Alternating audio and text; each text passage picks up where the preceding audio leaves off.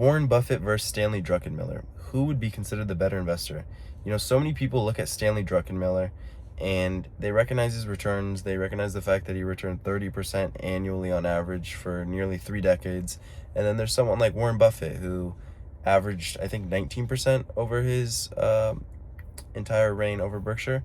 So it's just interesting to me that Warren Buffett gets so much attention and praise, yet there's a lot of other investors who have arguably more impressive returns than he does. Just people off the top of my head, there's people like Steve Cohen, there's people like David Tepper, there's people like Jim Simmons, obviously, but he was more quant related, so I'm not going to really put him in the same category. But I think the closest comparison to someone like Warren Buffett would be Stanley Druckenmiller, right?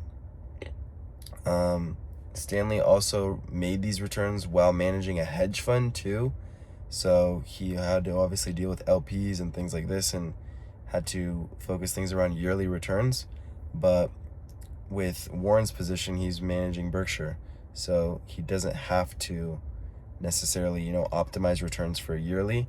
This is why he can take, long-term positions, and it has obviously played out in his favor long-term. So Warren Buffett returning 20% annually on average, and then you have someone like Stanley Druckenmiller returning 30% annually on average.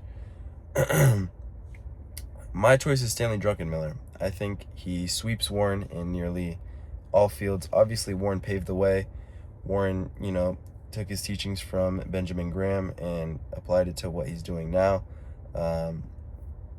But they're just two very similar yet different investors. Obviously, Druckenmiller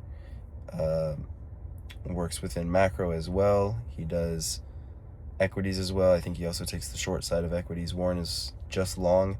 So, they have the similarities and differences, but what do you guys think? Warren versus Stanley, who is the better investor when it boils down to it?